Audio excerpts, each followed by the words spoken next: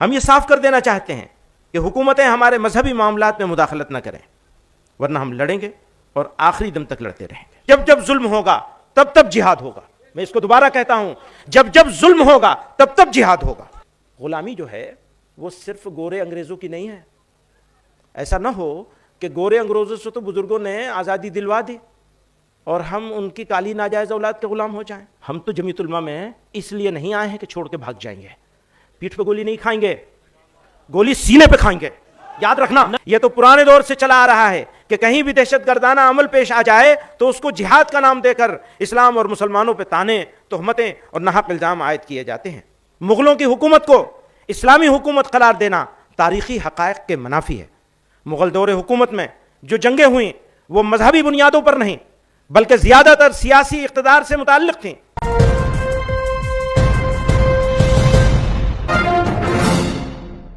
کلیجہ تھام لو، روداد غم ہم کو سنانے دو، تمہیں دکھا ہوا دل ہم دکھاتے ہیں دکھانے دو، اسی کے دم سے تھوڑی روشنی ہے خانہ دل میں، بجھاتے کیوں ہو شمع آرزو کو جھلملانے دو، یہ بجلی اس دل خوابیدہ کو ایک تازیانہ ہے، میری محرومیوں پر آسماں کو مسکرانے دو، اسی سے تم کسی کے زلف کی روداد سن لینا، ادھر دیکھو وہ دیوانہ چلا آتا ہے آنے دو، سنا ہے عشق کی معراج پنہا ہے شہادت میں، چھری لاؤ ہمیں بھی اپنی قسمت آزمانے دو، نہ داغ آئے گا اپنے دامن حسن طبیعت پر، وفا پر میری جو تہمت لگاتے ہیں لگانے دو، زمانہ صبر کر لیتا ہے عاجز ہم بھی کر لیں گے، خلش دل کی مٹا لینے کو دو آنسو بہانے دو۔ عزیزان گرامی قدر، ملک کی موجودہ صورتحال انتہائی حساس اور فکر انگیز ہے۔ افسوس کے ساتھ کہنا پڑتا ہے کہ ایک خاص طبقے کی بالادستی اور دوسرے طبقوں کو قانونی طور پر بے بس، سماجی طور پر علیحدہ اور معاشی طور پر بے عزت، رسوا اور محروم بنانے کے لیے معاشی boycott, bulldozer action, mob lynching, مسلم اوقاف کی سبوتاژی، دینی مدارس و اسلامی اصطلاحات کے خلاف منفی مہم کی باقاعدہ اور منظم کوششیں کی جا رہی ہیں۔ ان کے مذہب، شناخت اور وجود کو غیر ضروری، یہاں تک کہ ناقابل برداشت بنا دیا گیا ہے۔ بالخصوص مسلمانوں کے خلاف سرکاری سرپرستی میں جاری منافرت اور ظلم و ستم کی وجہ سے حالات اس نہج پر پہنچ چکے ہیں کہ آج مسلمان خود کو راہ چلتے غیر محفوظ محسوس کرتے ہیں۔ انہیں قدم قدم پر نفرت و حقارت کا سامنا ہے۔ کلیجہ تھام کر سنتے ہیں لیکن سن ہی لیتے ہیں، میرے یاروں کو میرے غم کی تلخی بھی مزہ دے ہے۔ حضرات گرامی قدر، ملک کے آئین نے ہمیں اپنے مذہب پر چلنے اور اس کی تبلیغ کی اجازت دی ہے، لیکن کنورژن لاء میں ترمیم کے ذریعے اس بنیادی حق کو ختم کیا جا رہا ہے۔ اس قانون کو اس طرح استعمال کیا جا رہا ہے کہ مذہب کی تبلیغ کا عمل خوف اور سزا کا مستحق بن جائے۔ دوسری طرف گھر واپسی کے نام پر کسی خاص دھرم میں شامل کرنے والوں کو کھلی چھوٹ حاصل ہے، ان پر کوئی سوال نہیں اٹھایا جاتا، نہ قانونی کارروائی ہوتی ہے۔ یوں قانون کا مقصد غیر جانبداری نہیں رہتا بلکہ ایک خاص مذہبی سمت کی طرف سماج کو دھکیلا جانا ہے۔ یہ پورا ڈھانچہ دراصل دوہرے رویے کا مظہر ہے کہ ایک طرف مسلمانوں اور دیگر اقلیتوں کے مذہبی حق دعوت کو جرم بنا دیا جائے تو دوسری طرف مسلم نوجوانوں کو دباؤ، خوف اور ریاسی تائید یافتہ سرگرمیوں کے ذریعے اکثریت کے مذہب میں شامل ہونے پر مجبور کیا جائے۔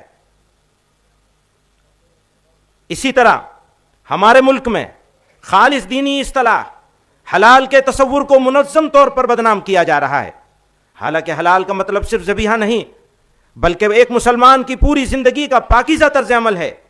حلال میں جائز کمائی، ملازمت، تجارت میں امانت اور مال کے درست استعمال جیسے بنیادی اصول شامل ہیں۔ یہ وہ اخلاقی نظام ہے جو انسان کو ظلم، دھوکے، رشوت اور ناجائز کمائی سے بچاتا ہے۔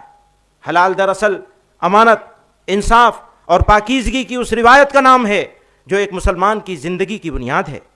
اسی بنیاد کو مشکوک بنانے کی کوشش کی جا رہی ہے تاکہ مسلمانوں کی مذہبی آزادی، معاشی حقوق اور طرز زندگی کی بنیادی اقدار کو کمزور کیا جا سکے۔ مجرم ہیں ہمیں ان کے گنہگار ہم ہی ہیں، وقت آئے تو مرنے کو بھی تیار ہم ہی ہیں، پھولوں کے لیے سینہ ہمارا ہی سپر ہے، اس صحن چمن کے در و دیوار ہم ہی ہیں، مشہور جو ایک قافلہ اہل جنوں ہیں، اس قافلے کے قافلہ سالار ہم ہی ہیں۔ وقف ایک دینی معاملہ ہے، مسلمان آخرت کے ثواب کی غرض سے اپنی جائیداد وقف کرتے ہیں۔ یاد رکھیے کہ یہ اوقاف کسی بادشاہ یا حکومت کی ملکیت نہیں ہے، ان میں سے اکثر عام مسلمانوں کی وقف کردہ ہے۔ ہمارے ملک میں وقف جائیدادوں کی کثرت اس بات پر دلالت کرتی ہے کہ دین اسلام نے انسانوں کی خیر خواہی اور فلاح و بہبود پر کتنا زور دیا ہے، اور مسلمانوں نے کس قدر فراخ دلی کے ساتھ اللہ کی رضا اور صدقہ جاریہ کے لیے اپنی جائیدادیں وقف کی ہیں۔ یہ وقف ہمارے بزرگوں کی وراثت ہے، آج ہم اسے اس طرح ضائع ہوتے نہیں دیکھ سکتے۔ ہم دہائیوں سے اس کے خرد برد ہونے اور اس پر ناجائز قبضے کی شکایت کرتے رہے ہیں۔ جمعیت علماء ہند نے حکومتوں سے بارہا مطالبہ کیا ہے کہ وقف جائیدادوں کا انتظام و انصرام SGPC کے طرز پر کیا جائے، لیکن حکومتوں نے کچھ توجہ نہیں دی، نہ صرف وقف کی بدحالی کا تماشا دیکھتی رہی بلکہ وقف کو برباد کرنے کی منظم کوششوں کا حصہ بنتی رہیں۔ اس پر مزید ظلم یہ ہوا کہ موجودہ حکومت نے نئے قانون کے ذریعے وقف کے مقاصد اور اس کی منشا کو نقصان پہنچایا ہے۔ جمعیت علماء ہند نے JPC میں جا کر اس کی مخالفت کی۔ ہم یہ صاف کر دینا چاہتے ہیں کہ حکومتیں ہمارے مذہبی معاملات میں مداخلت نہ کریں، ورنہ ہم لڑیں گے اور آخری دم تک لڑتے رہیں گے۔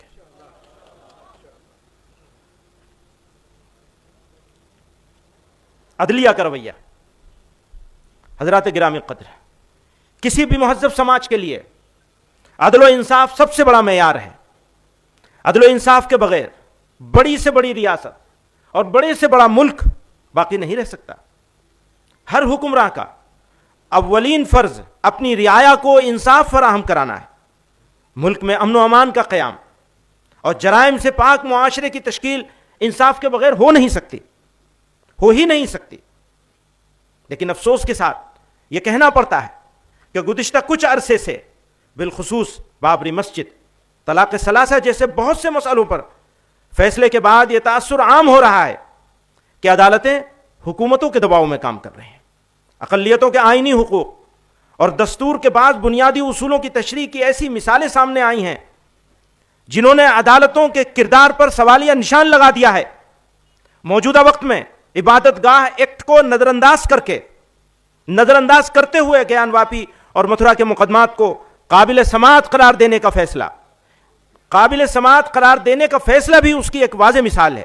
یاد رکھیے، سپریم کورٹ اس وقت تک ہی سپریم کہلانے کا مستحق ہے جب تک آئین کی پابندی کرے، قانون کے حقوق کا خیال رکھے۔ اگر ایسا نہ کرے تو وہ اخلاقی طور پر بھی سپریم کہلانے کا حقدار نہیں ہے۔ تھوڑی تکلیف، اب جب عدالتوں کے بارے میں بات کر رہے ہیں تو مجھے یہ کہنا ضروری ہے، تھوڑی تکلیف رسن پھر تھوڑی سی تکلیف دار، ہمیں تیار ہونا پڑے گا۔ تھوڑی تکلیف رسن پھر تھوڑی سی تکلیف دار، اس کے بعد دوستو آرام ہی آرام ہے۔ اپنی ہی بستی میں ہم سے اپنی ہی بستی کے لوگ پوچھتے ہیں کون سی بستی کے ہو، کیا نام ہے۔ وہ SIR بھی چلایا ہوا ہے۔ ایک بہت اہم معاملہ ہے اور اس کے اوپر اگر آپ کی نظر ہوگی تو مایوس ہونے سے بچ سکیں گے، کیونکہ مایوسی قوم کے لیے زہر ہے، کسی بھی قوم کے لیے، اور زندہ قوم ہو تو پھر کہنا ہی کیا۔ تو اس حوالے سے ایک بات عرض کرنا چاہتا ہوں کہ اس ملک میں ایک اندازے کے مطابق مسلمانوں کے موافق 10% لوگ ہیں، الگ الگ وجہوں سے ہمارے موافق ہیں۔ مخالف لوگ 30% ہیں، زیادہ سے زیادہ، اور خاموش لوگ جو نہ موافق ہیں نہ مخالف ہیں وہ ایک اندازے کے مطابق 60% ہیں، کم سے کم 60% ہیں۔ جو خاموش اکثریت ہے اسے فرقہ پرست عناصر اپنی طرف مائل کرنا چاہتے ہیں۔ اگر یہ مائل ہو گئے تو ملک اور مسلمانوں کے لیے ایک سنگین خطرے کی گھنٹی ہوگی۔ اگر ہم چاہتے ہیں کہ فرقہ پرست عناصر کامیاب نہ ہوں تو قوم، تنظیموں، شخصیات اور مسلمانوں کے نمائندوں کو دعوتی مزاج اختیار کرنا ہوگا۔ مسلمان اپنے منصب کو پہچانیں اور دعوت و ارشاد کے نقطہ نظر سے جو اخلاقی عظمت ان کو حاصل ہونی چاہیے وہ حاصل کریں۔ ہم دوسروں کے ساتھ بہتر تعلقات قائم کریں، ایک دوسرے کی ثقافت اور مذہب